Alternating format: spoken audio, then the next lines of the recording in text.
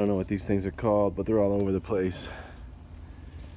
Hard for me to do my job when I have to, the more I dig and try and weed around these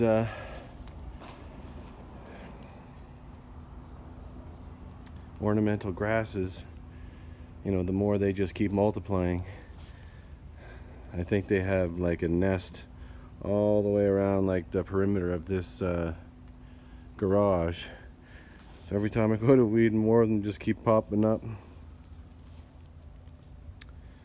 I got the gaiters on because I don't want these little things going down into my shoe and get me squealing and running around. I don't think they bite or anything, but they're just kind of, there's a lot of them. Don't want them crawling around in my boots. Yeah, so these ornamental grasses, right now we're in July, what is it, July 14th or something, and they should have been pruned in the spring. So I mean, this whole side of this garage had a bunch of weeds, and so I'm trying to weed this bed over here, but these little bugs are making it difficult. But yeah, I got the shovel out and just digging up the grass around the ornamental grass, trying to make it look good. I'll be on this property for another hour or so, just doing some weeding. And anyway, just thought I'd show you the bugs.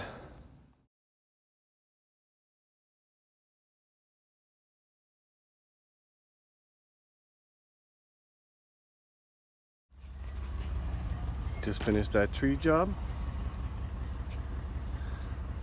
Got all the branches in the trailer. This is a 5x12 trailer. So handy having these walls on here. It's not hard to build either. I just 3-foot plywood, built it right into the frame. Then I built these boxes. Okay, so that tree that I just pruned, I should have taken footage of it. I had my Sawzall, and I didn't even use a chainsaw. Let's see if I can find the Sawzall. Yep, here it is. Surprised. Alright, so the Sawzall, that's all one hand. This is called a one-handed Sawzall. Just so convenient. You just go up there on the ladder and make some really nice cuts. You don't need a chainsaw. So yeah, a job like that, 120 bucks. I was here for half an hour. You guys think I'm exaggerating, but literally go up on the ladder, you cut. Next thing you know, all the branches are down. Haul them out onto the trailer, and you take them to the landfill. Landfill will charge you some money to get rid of the branches. Mine is like 15 bucks, and it takes me half an hour to get there. So you're looking at like, well, 15 minutes to get there, half an hour there and back. So you're looking at some money lost there. So that's why you have to charge 120 bucks for something that only takes you half an hour. But the money is available. It's out there. Little easy jobs like this. Just gotta be careful with tree trimming, not to damage anybody's property. I wouldn't take on a big job by any means, but these are just little limbs. So you find out what you like and what you're comfortable with, and you make some money. Well, have a nice day, guys. All right, I'm here at the landfill. One thing I wanted to mention is when you're taking branches on the highway or when you're driving, make sure you have all the stumps of the branches at the front of the trailer, and then the branch extends out to the back. Now the reason for that is because when the wind hits it, it doesn't fly up.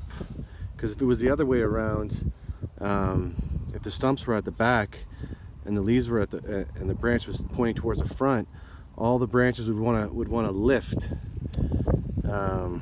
Most people tarp these things, so there's some laws in certain areas around that, but This is just general information. So anyway, that's just a little tip for on the highway, taking the branches. So yeah, thought that might help somebody. Just in the truck today listening to some Christian music. Maverick City, they've got some really good music. I've been into them lately, and it's amazing. You know, you look around. I live in a pretty beautiful part of Alberta where there's foothills and just wide open spaces, and the sky is huge. It's like a globe. I'm up above about 3,000 feet above sea level here. But when you listen to the music, you know, you just start realizing, you start looking around the way that the leaves are moving through the trees, and that you can see the mountains in the distance, and everything just worships God. Nature worships God, and you don't really know that until you turn like a Christian. But it's even in nature. You start looking around and saying, oh my gosh, creation is everywhere. Anyway, I was just listening to some really good Christian music by Maverick City, and man, the trees, the mountains, the rocks, everything is worshiping the Lord. Do you guys ever experience anything like that? I'll show you guys the proper way to prune a tree. All right, this is the basic lesson, but so this limb here, this is off the main trunk here. So what you want to do is you want to cut it like about right there. I don't know if you can see that. You do not want to cut it here where it's flush with the main trunk. You want to cut it off to the side, like right there. You want to leave like half an inch, because what will happen is this is called the collar right here. It's like a wrinkle in the tree, and the bark will actually grow over the wound. But if you cut into the collar, then the tree will never regrow over that wound. So you cut it just a little bit off, and then the bark comes over in time. If anyone's ever been curious, this is my lawn here. I want to show you guys something. How long my grass is. Can't even see my foot. But that's how I like it. Because now this probably needs to be cut in a couple days. But look how deep that is. Okay, that can go. What it is I don't need to water as much, and it doesn't dry out. I hit this with starter fertilizer once a month. People say, starter fertilizer, what's that? Isn't that for new sod and new seedlings? It is, but it's actually, it works good for established lawns too. It actually works best because it has the roots development and the nitrogen and the phosphorus. So it's got all three of those. So I recommend just using your starter fertilizer for fertilizer. It's let's see here, Scott's. Let's see what this is. Scott's Turf Builder Starter Fertilizer. This is where all the action. This is what matters here. These three numbers. All right, 24, that's nitrogen. 25, that's phosphorus, and 4 is potassium. What they say is up, that means that's the grass that you see. Down is the roots, and all around is the 4. But this is the root development one, and you know, it says here lawn food for new grass. But I don't know if it's a gimmick or something, but you should be using it all the time. My lawns never look better than with the when I used that starter fertilizer. Made this little bed this year. This is a new bed that we planted. We've got a Korean dwarf lilac, and this light post here actually glows at night, and it's a solar. Got a couple hanging baskets here, but yeah, it's all about this lawn here. Like, super thick, feels awesome when you walk on it with bare feet. All right, one thing I wanted to say with tree pruning is